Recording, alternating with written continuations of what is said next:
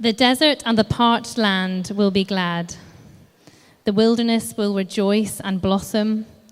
Like the crocus, it will burst into bloom. It will rejoice greatly and shout for joy. The glory of Lebanon will be given to it, the splendor of Carmel and Sharon. They will see the glory of the Lord, the splendor of our God. Strengthen the feeble hands, steady the knees that give way. Say to those with fearful hearts, be strong, do not fear. Your God will come. He will come with vengeance, with divine retribution. He will come to save you.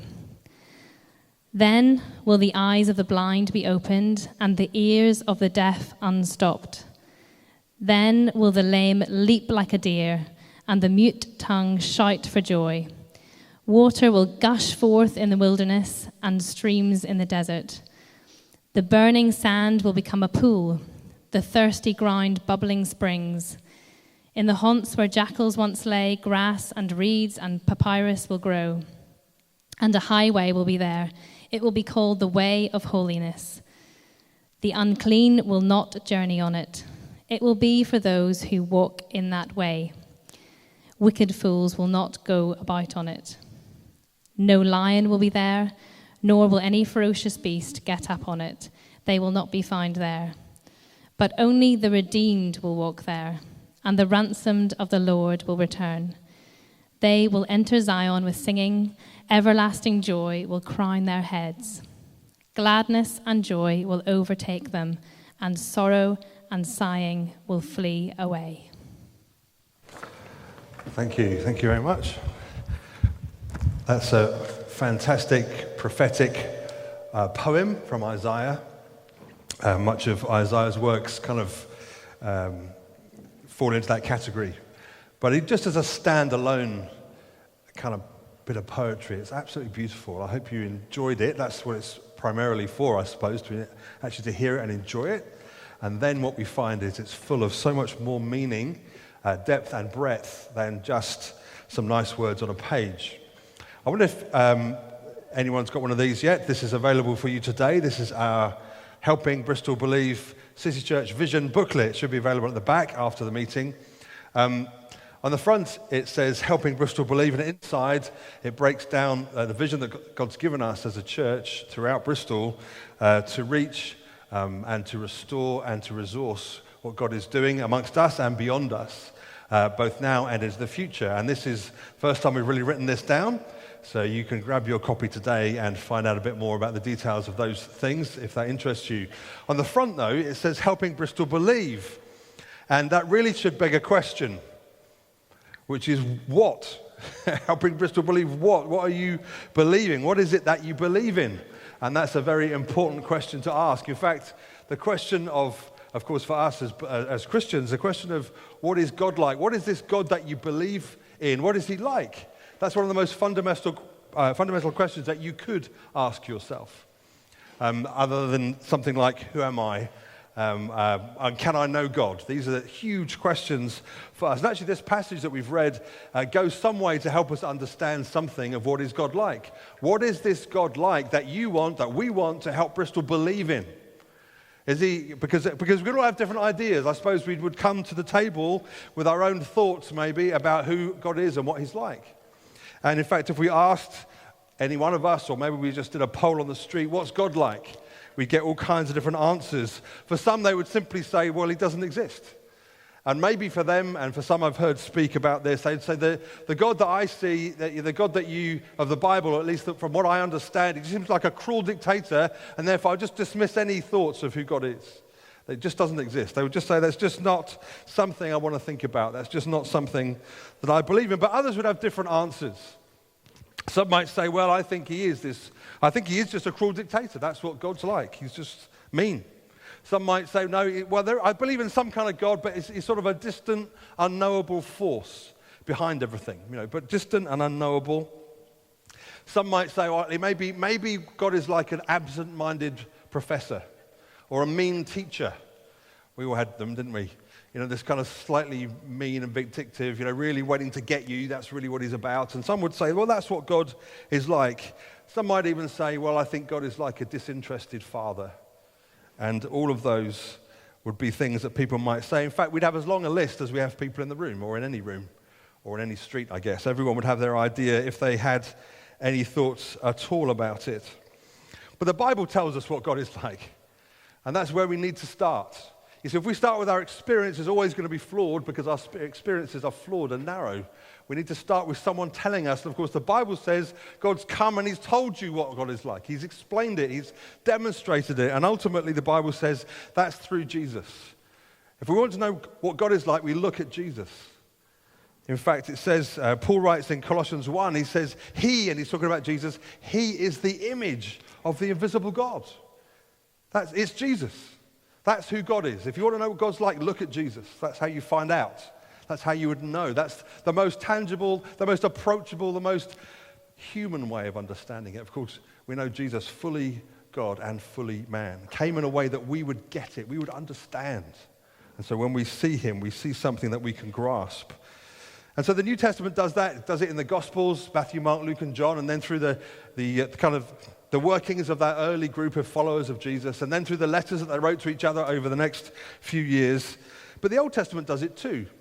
The Old Testament, through the stories, through the characters, through the building of a nation, we find something of what God is like. And the Old Testament is full of images and poetry and metaphors and stories of individuals. Some kind of fantastic and some very personal, some very broad speaking, some narrow and full of minute detail. But the Old Testament tells us this. It tells us that God is a God who is ferocious with sin. It tells us that sin has invaded like an invasive species in a garden. That it's come in and it's choked everything, and it just wants to kill and destroy everything that's good that God has made. It tells us that God is holy and pure and faultless, and that we are not, but that we very much need to be. And it points us to a Savior who would come, of course it's Jesus, who would come and rescue all who would believe, and would begin a process of putting everything right. And the challenge is to believe what the Bible tells us about God. That's our challenge. That's the challenge for you in your seat and for me standing here today. It's a challenge of what we might say to people when we're saying, yeah, we want to help Bristol believe this. Well, what? It's these things. It's this content. It's not, well, I've got some idea I'd like to share. No, it's right here in black and white. We can read it and understand it and experience it. And this shouldn't just be something that we kind of, well, I know what I'm supposed to say. No, this should imbibe us. It should be in us. It should affect how we think, how we behave, our attitudes, our decisions, our very lives. Jesus said, if anyone would come after me, they should deny themselves, take up their cross every day and follow me. That means putting these things foremost, front and center. This is what it means to follow Jesus. It's dying to ourselves. You see, if you pick up a self-help book, it will tell you something very different. Be who you really are. The Bible says die. It's totally different. It's totally different. Jesus said, if you want to find your life, you have to lose it. This is a kingdom that we need to know God to understand. The man who started our group, our family of churches, which is now many hundreds of churches around the world, called Terry Virgo, he used to say this a number of times. I heard him say this. He said, the greatest challenge for the 21st century Christian is that we can just live our lives as if God didn't exist. We can live essentially secular lives like everybody else does. In other words, we just live in response to the goings on around us. Just get up and have my breakfast, and I go to work, and I watch what's on the news, and I respond to some of those things, and that's essentially who I am. That's just how it goes for me. And actually, the Bible is telling us something very fundamental and very different about who God is and what God has done. In fact, Paul in 2 Corinthians says this. He says, we walk by faith, not by sight. Again, an opposite way round of thinking. He says, what he's saying is we walk by what we know is true, not by what we think is true, what we believe is true from all those world around us, but we live by what we know is true about God. That's your firm foundation. Who is Jesus? What's he done and what is he doing? And here in Isaiah, what we find is a beautiful poem, something that helps us understand something of the nature and character of God. And it's written to a nation who are going to be facing incredible hardship and difficulty. They've grown complacent in their relationship with God themselves, and it's going to cause them great difficulty in the future. And this is written to them. It's kind of looking forward to a time when they will be in exile, and it's reminding them, even as it's looking forward, there's hope. There's hope to be found in this great God. And Isaiah gives us a series of contrasting pictures, metaphors really, and it's easy to put ourselves in the picture. So he talks about a desert and then rejoicing. He talks about weakness turned into strength and encouragement. He talks about the blind seeing and the lame leaping. He talks about burning sand becoming a place of pools and peace. And he puts these in our heads because he wants us to say, this is, maybe your experiences are like some of this, but this is God. This is how God works. This is how he interacts. This is what happens when God comes, when he bursts in on the scene. Firstly then, he says a desert. It's like the first line is the desert and the parched land. I don't know what you think of, whether you've ever been to a desert. I expect some of you have. Maybe we used to live in South Africa and we drove through the Karoo and it was hour after hour after hour after hour of just nothing. You just hope you don't break down because there really isn't anything for just hours. And occasionally a small town, and it's not just sand, but it's not much can really grow there. But then there's other deserts like the Sahara, the great sand kind of dunes of the Sahara, and we can just imagine it. And when we think about it, we think of this kind of widescreen HD extravaganza, don't we? That's what we think. Well, I do, usually. Now, that's not what the hearers of this, that's not what came to mind for them. It wasn't, oh, wow, magnificent. Wow, what a beautiful experience. Wouldn't it be lovely to go on holiday there? That's not what they thought. These were subsistence farmers. Parched land was a tragedy. It was desperate because they lived on what they could grow. Earlier this year, Woody's one of our other elders, we went to Mozambique and we visited. It was a great honor to visit some subsistence farmers. And just so that you know how hard it is this is a fertile place, by the way, Mozambique. It's very fertile. There's lots of water. Lots of things grow. In fact, the mangoes grow everywhere. And someone suggested kind of farming mangoes. And everyone was like, you don't have to farm mangoes. There's just trees everywhere with mangoes on. They're wanting to make mango chutney, actually, which sounds quite nice. But this is a fertile and well-watered land. And so we visited people who are making a living from the soil. And just the amount of work that it takes, even when it's fertile and well-watered, the preparing of the ground is backbreaking. Honestly, it's backbreaking. Access to water is a daily concern, even when there's a river nearby. How are you going to get it from the river into the field? For these people, that's what it was like. How is this going to happen? Keeping young plants free from insects and animal attacks, it's a daily concern. You turn up the next morning and half of it's gone because something got in the night and did it. The possibility of disease decimating the crop. They were looking under the leaves of the tomato plants, checking for disease all the time. And simply the distances to the plot of land was just staggering. Woody and I, we walked for an hour or more just to get to where they could farm. And they did this every day, and this was in 35-degree heat. So when you hear the parched land, you need to hear it with those ears. This is a desperate tragedy. It's the end. We're not going to be able to grow anything. The family's going to starve. This is what it means when the farming goes wrong. This is what happens to these people. And so that's what this is summing up inside the hearer. And then suddenly you find the desert and the parched land will be glad. You think, how is this going to happen? How could this be? How can it turn around so fast? It seems like an impossible task. And yet there is a contrast that God is wanting us to understand, to grasp something. This is what happens when God comes. And then the contrast is really ladled on thick, because what we find is Isaiah uses 3 place names. He says, if that was the fear in your hearts of a fruitless land, now this is what I want you to think of when God comes. And he uses Lebanon. Now, Lebanon was synonymous with the growing of cedar trees in the Old Testament. Cedar trees is what they used a lot of to build the temple. and other kind of large buildings. If you want to do something dramatic, you went to Lebanon and you got trees. And of course, for a tree to grow, it requires a long period of kind of fertility. It takes a long time to grow.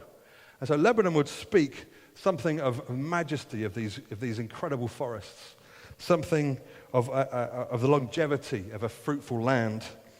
Then Mount Carmel, what we find, Mount Carmel was always synonymous with incredible beauty. In fact, Solomon referred to his wife as Mount Carmel. Guys, that's probably not the way to go, actually, but that's what he said his wife was like Mount Carmel in Song of Songs in chapter 7.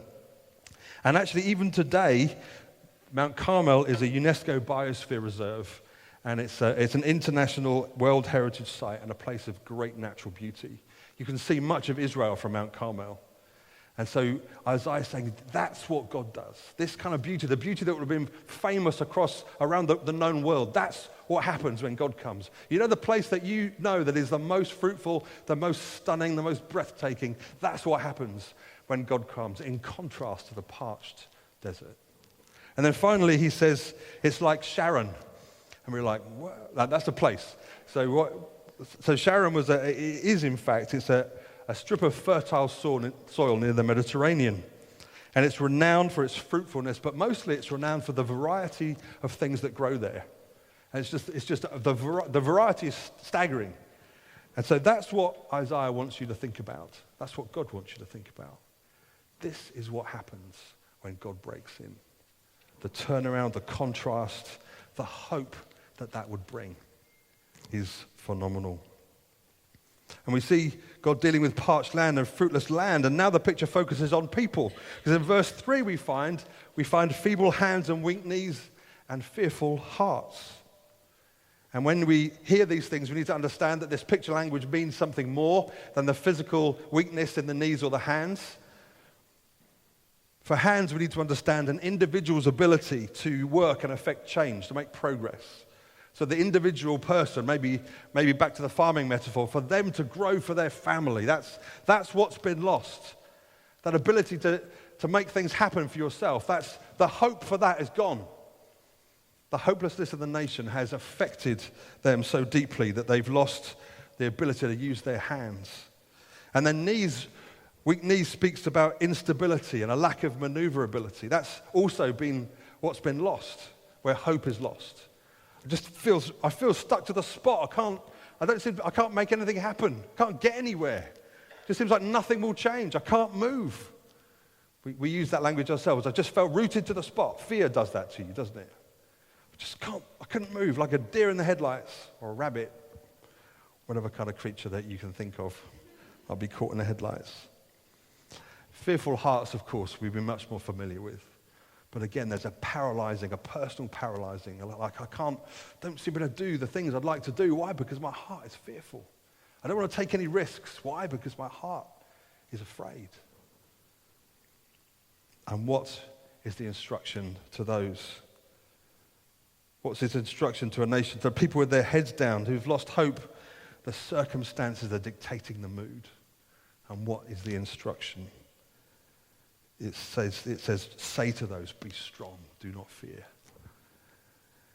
And that's the hope. It's not kind of, well, buck your ideas up, it might never happen. No, actually, it already has happened. The worst has already happened. And this poem is written to a nation, they're going to be in exile when they read it. The worst has already happened. And yet, without shame, the writer says it's still thoroughly appropriate to put your hope in God. It's still absolutely the right thing to put your hope in God. It's almost shameless. It's like, well, hang on, have you not seen the circumstances? But the circumstances never dictate the result when Jesus is involved. They never have and they never will. That's what we believe. We believe in a God who conquered death. The circumstances never dictate the result. The grave is shut. The cross is past. It's days since he died. And yet it's not over. It seems like everything is saying it's over, it's finished, it's shut down, everything we hoped in is gone, and yet he breaks the power of death. And that's why we hope. That's what this is pointing to. It's pointing to a hope that's not to do with your circumstance. And this is an unshakable hope. You can't steal this because the enemy can't do it because he can't get to you. He can maybe change your circumstance, but the circumstances don't matter anymore. Why? Because we believe in a God who lives beyond the circumstance. His power is to conquer death, to change everything. And so it says with confidence, strengthen these feeble hands and weak knees. Say to those with fearful hearts, your God will come. And it's saying it with confidence, with authority. And so it says to us too. At the end of that little passage there in verse 4, it says this: He will come to save you. He will come to save you. Have you ever watched a football match, and maybe some of you have, and your side is doing particularly badly, and the conversation sometimes happens, is in our house actually, the conversation goes, if they just brought so-and-so on, just bring this guy on and it would change the nature of the game. Why isn't he subbing this guy in? I know that happens because I've been with some of you when you shout it at the television screen. Bring him on, bring this guy on. In our house, when I'm sitting with Sam sometimes, I say, why don't I bring Beckham on? And Sam looks at me and like, because he hasn't played for 30 years or whatever it is. And so that's just how it goes in our house. It shows how closely I follow football these days. But we understand if the champion came on the pitch, everything would be different. If only he came and played as part of this game, it would all change. Well, that's what Isaiah is telling us. He will come. He's come. He's on the pitch. He's with you. Everything is different. Of course, it does sometimes work in football. Sometimes that does work, doesn't it? It brings someone on. Oh, it's like a different game.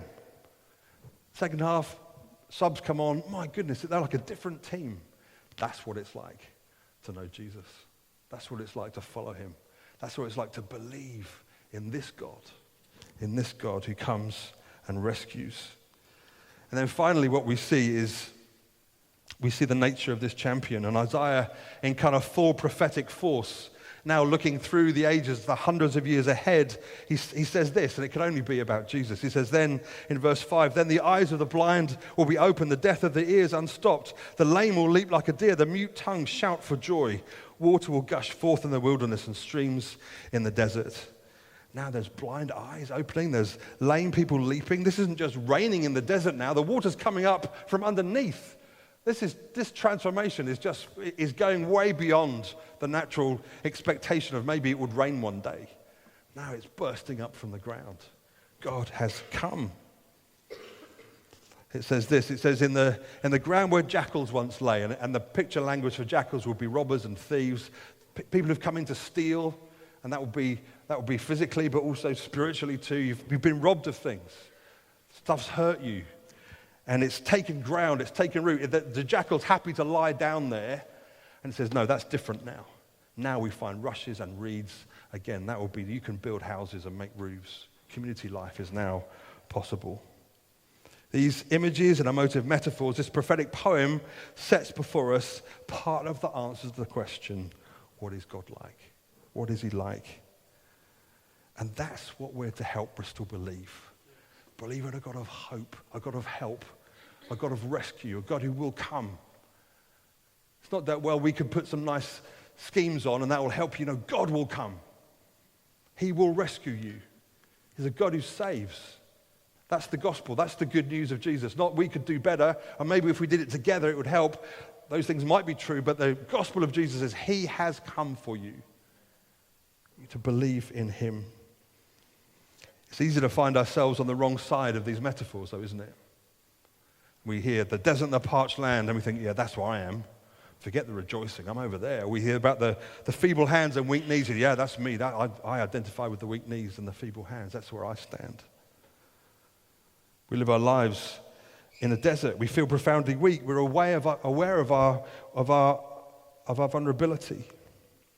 But God still invites us to hope in him. And in a moment, I think we're going to take communion. And as we do that, in fact, let's stand even now.